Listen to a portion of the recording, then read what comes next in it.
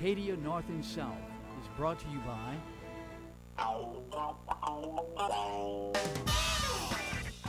Nothing fake, nothing phony. Just the real flavor of the original Louisiana hot sauce. One drop does it.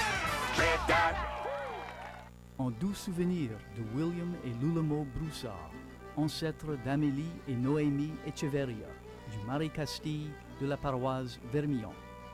Acadian Redemption, from Beausoleil Broussard to the Queen's Royal Proclamation, by Warren Perrin.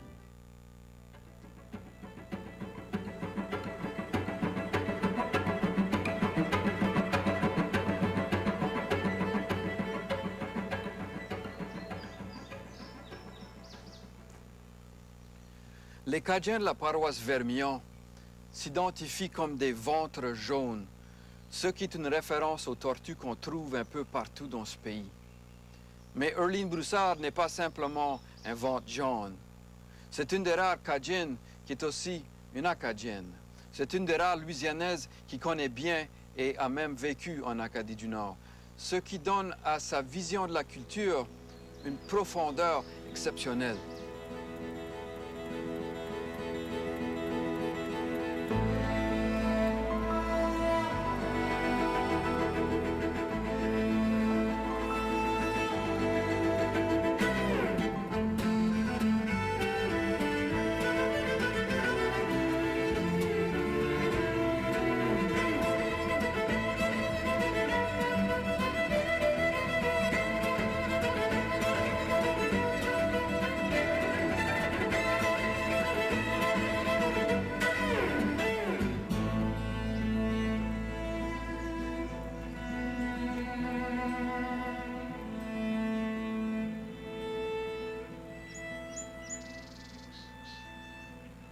Mesdames et messieurs, mes chers amis, voici Erline Broussard dans le rôle de Grande Mama, tiré de la pièce C'est plus pareil par Richard Guidry, ici en décor naturel.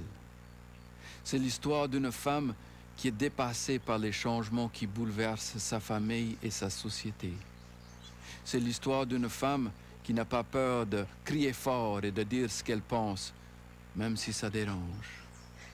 C'est l'histoire d'une femme tendre, mais batailleuse.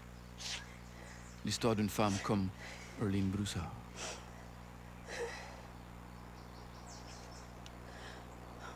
Pauvre Emma.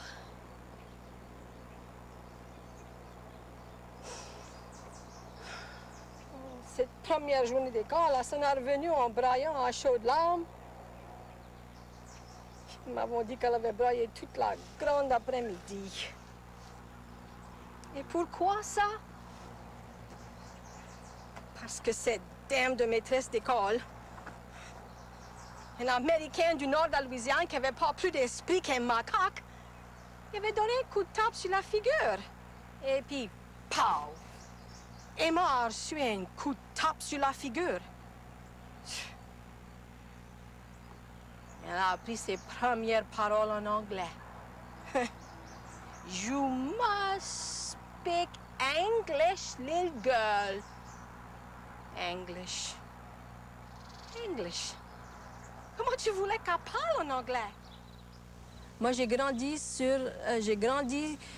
dans la campagne, sur la ferme, quand je suis allée à l'école, à l'âge de 5 ans et demi. Je ne portais pas de souliers à l'école. Ça, c'est pas un stéréotype, c'est ma réalité. Et je parlais que le français. OK? Et quand j'ai commencé à aller le transfert, quand j'ai revenu en commençant à parler l'anglais, mes parents m'ont dit, ma mère m'a dit, écoute, ma fille, quand tu vas embarquer sur le transfert, tu peux parler l'anglais, mais quand tu arrives ici, faut que tu parles comme nous autres. Alors moi, d'abord, je suis Cajun. Deuxièmement, je suis louisianaise.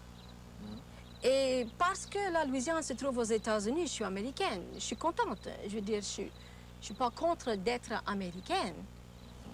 Mais c'est ma troisième identité. Est-ce que tu penses que l'identité peut dépasser ou survoler ou passer à travers la perte de la langue? Mais moi, je vais te dire ce que l'identité peut faire. L'identité peut faire qu'une personne qui ne sait pas la langue peut dire, par exemple, à sa mère, « Maman, toi, tu parles français, je veux apprendre de toi. » Et c'est ça le cas, par exemple, il y a un jeune homme qui habite à Gonzales Et il a appris que sa maman connaissait parler le français. Il dit, montre-moi le français. Elle a commencé à enseigner ce qu'elle pouvait. Et tout d'un coup, il dit, mais allons commencer à chercher d'autres façons. Ils sont venus suivre des cours d'ABC 2000. Ils se sont alphabétisés un tout petit peu.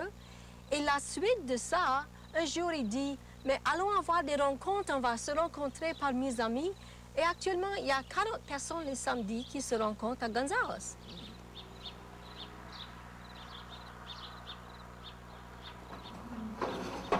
Tu vas prier, maman? En français ou en anglais? Français. Notre Père, on vous remercie pour vos amours. Je demande que tu nous aides à apprendre de nouveaux mots en Cajun et se rappeler des vieux mots. Je demande que tu nous envoies des jeunes pour apprendre la langue, pour qu'on puisse préserver notre langue Cajun. Une langue reléguée au recoin de la société n'a pas beaucoup d'avenir. Une culture reléguée au folklore n'a pas beaucoup de futur. Mais quand on est engagé, on compose avec les moyens qu'on trouve. On fait ce qu'on peut, comme ce programme d'alphabétisation créé par Erline Broussard. En Louisiane, l'engagement francophone ne passe pas par la tête, mais par le cœur. On parle français parce qu'on s'est fait aimer dans cette langue et on essaye de retrouver ce sentiment fort. Et on parle avec qui veut nous parler. Jeune, vieux, petit et maigre ou gros et gras. Tant qu'on veut partager, tant qu'on veut répondre. Les sentences ou la phrase. Our word is trouver, mean find. Tous les semaines, il faut qu'on use un mot pour notre samedi matin classe. Cette semaine ici, je n'ai pas trouvé un mot pour user. Je suis curieuse pour savoir combien les repas que j'ai faits pour mon famille dans les 50 années passées. Mine is cheap, bon marché. Dans l'été, on peut acheter des cocombes bon marché, 4 pour 1 piastre. Ça, c'est pas bon marché. Mais ouais, c'est bon marché. Moi, j'ai un. Moi, j'ai tout le temps une parole.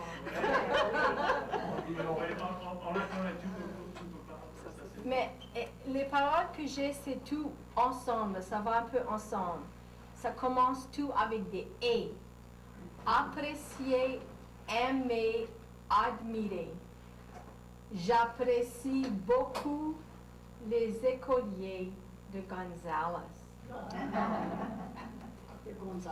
De Gonzales. J'aime beaucoup les élèves de français de Gonzales. Et j'admire énormément les élèves de français de Gonzales. Chapeau! Si les adultes qui parlent français ne peuvent pas du tout participer dans cette francophonie, s'ils ne savent pas lire, si les grands-parents ne peuvent pas démontrer qu'ils peuvent lire des petits livres en français à leurs petits-enfants qui vont à l'école, quel est le message? Le message, c'est que le français, c'est pour le milieu scolaire. Et c'est pas ce qu'on veut en Louisiane. On veut que le français soit pour le milieu culturel. On veut que le français soit dans la communauté, une présence vivante.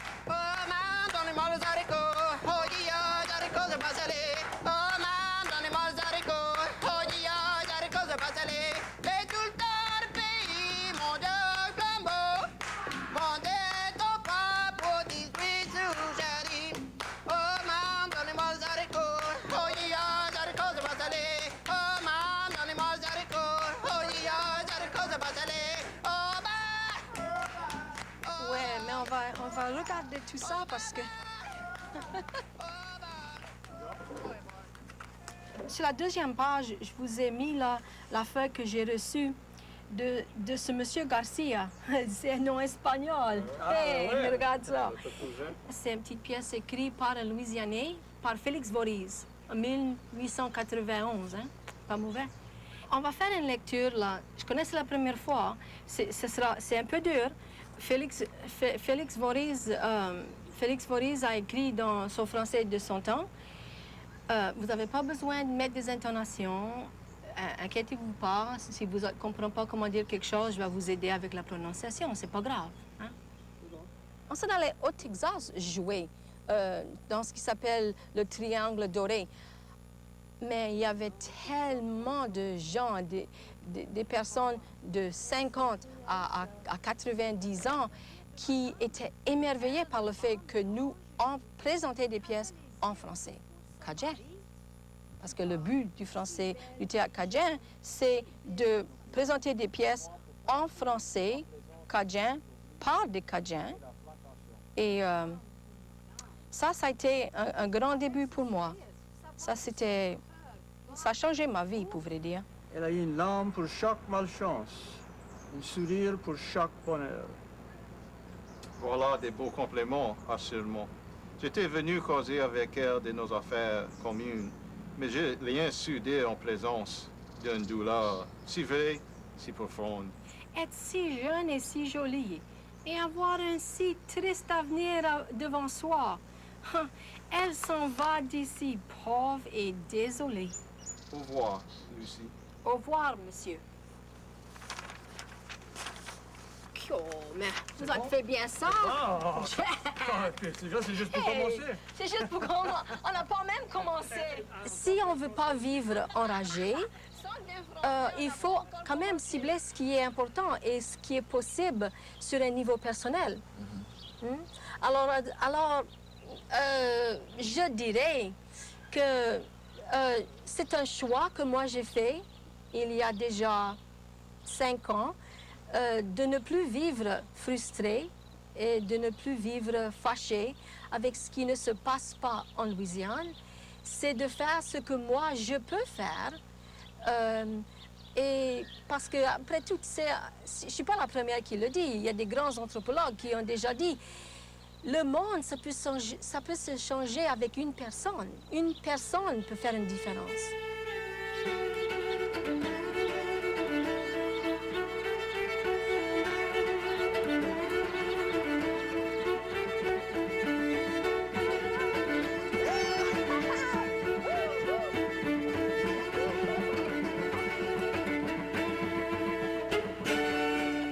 Nous qui parlons encore le français en Louisiane, nous le parlons grâce à une relation intime avec un francophone.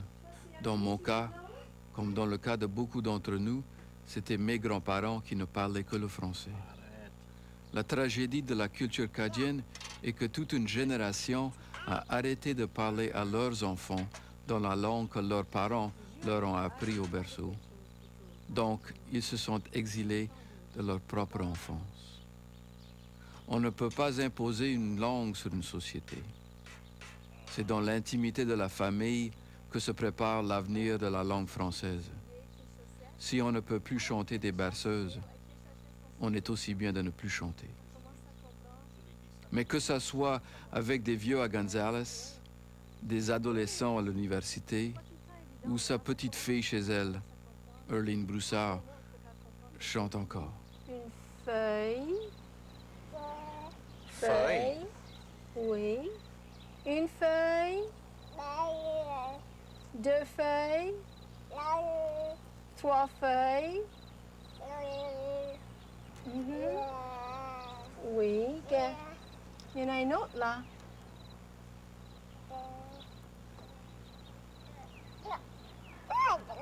C'est ça. 1, 2, 3, 4. Exactement. Tu peux pas venir. Écoute, et tout ça, là, ça se fait que dans la famille. À la fin de compte, c'est l'expérience familiale qui non seulement aide aux enfants à comprendre leur identité, qui devrait aider aux enfants à comprendre leur identité linguistique, et par la suite qui va un peu soutenir et souffler d'air à tout ce qui est la cajunitude.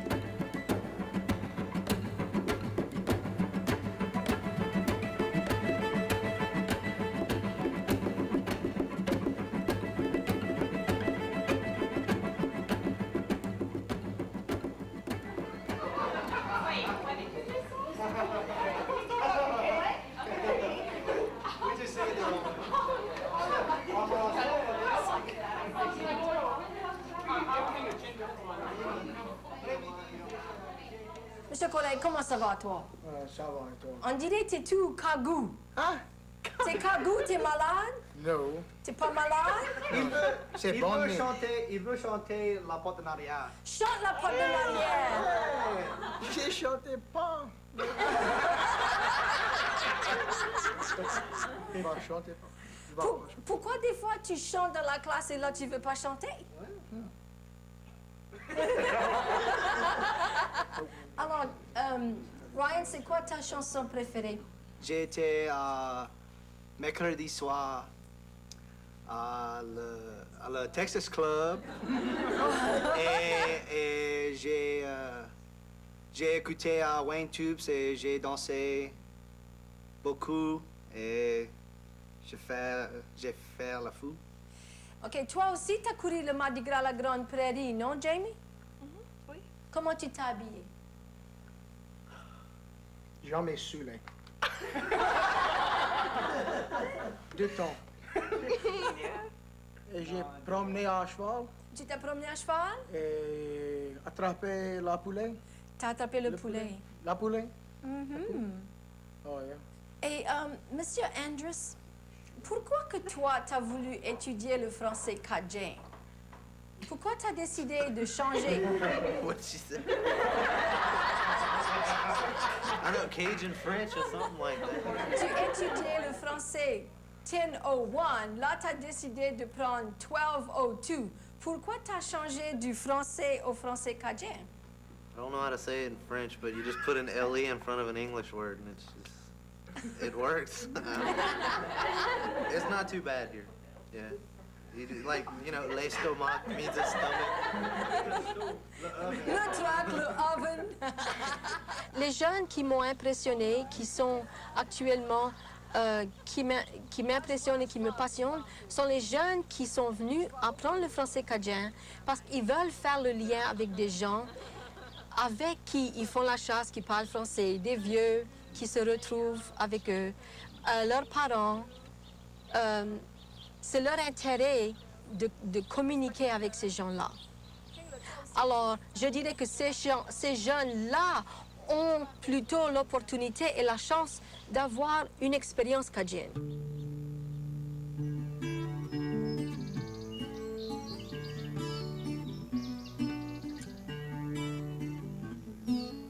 On ne peut pas être francophone militant 24 heures par jour. De toute façon, ça n'existe pas quelqu'un qui se bat sans cesse. La lutte pour la sauvegarde de la langue française en Louisiane n'est pas un motto qu'on porte, mais quelque chose qui est à l'intérieur, profondément à l'intérieur. Ils sont, nous sommes, des êtres humains avec des cœurs et des tripes, des souffrances et des joies, le besoin d'aimer et d'être aimé.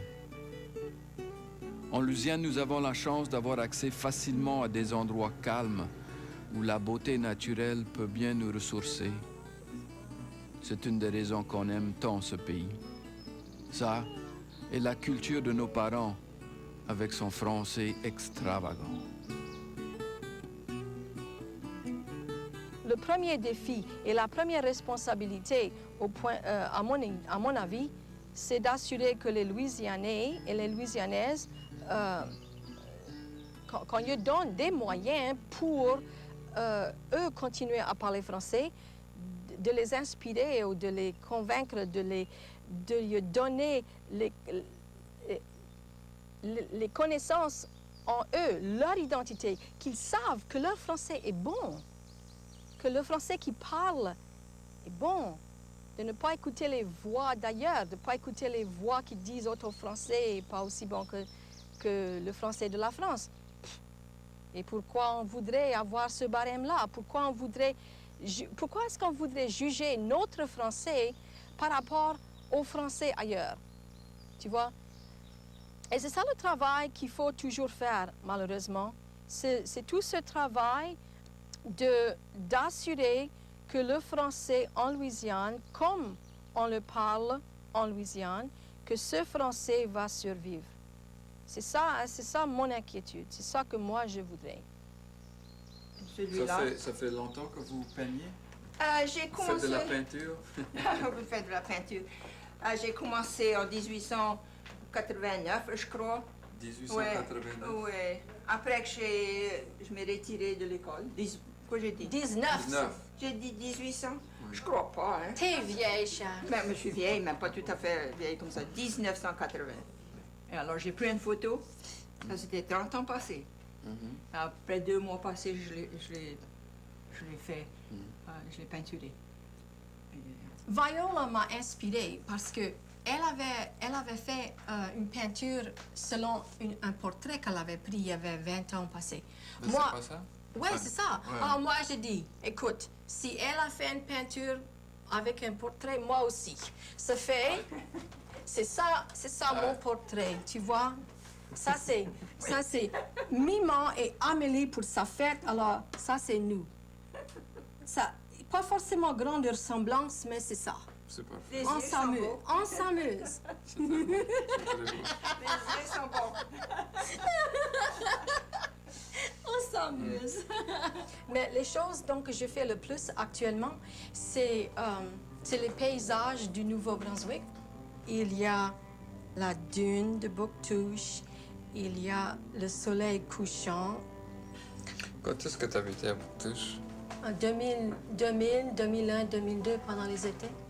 3 Pendant étés les étés, suivants. d'accord. Okay. Ça, c'est le dernier. C'est Bouctouche. C'est la dernière chose que j'ai peint. Mais tu travailles de mémoire. Le 25. Ouais, mais c'est même pas que je les vois dans ma tête. Ça vient comme ça. Alors, c'est comme toi, quand tu parles de comment toi tu crées des choses, c'est pas forcément... Peut-être tu peux pas identifier l'endroit d'où ça vient. Ça sort de notre toi.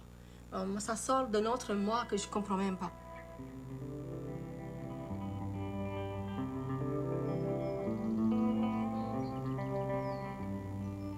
Chaque fois que je m'en vais à la campagne, je passe devant la maison de ma grand-mère pour me rappeler que j'ai plus vraiment besoin de cette maison. Que ma grand-mère, mon père, ma mère, ils sont là dans mon cœur. Ils font partie de moi. Pareil comme tous mes ancêtres, tous mes aïeux. Ils font partie de nous. Nos aïeux sont à l'intérieur de nous. On a seulement besoin de le reconnaître, de reconnaître cette vérité. Chère Erline Broussard, quoi j'ai à te dire qui pourrait te faire plaisir? Quelque chose à laquelle tu n'as pas pensé. Quelque chose que tu n'as jamais imaginé. Mais on est comme 2 vieux tailloux, 2 vieux chiens, assis sur la galerie après avoir trop couru, appréciant la fraîcheur du soir. Ça fait, je vais rien te dire du tout, mais j'aurais envie de te chanter une petite chanson. Quelque chose que j'espère que tu apprécies. Quelque chose que tu connais certainement. Ça va comme ça, là. Ça va. Lâche pas la patate, Erline. Lâche pas la patate. Une chose c'est clair, tu fais ton affaire. Tu lâches pas la patate. Lâche pas la patate, Erline. Lâche pas la patate.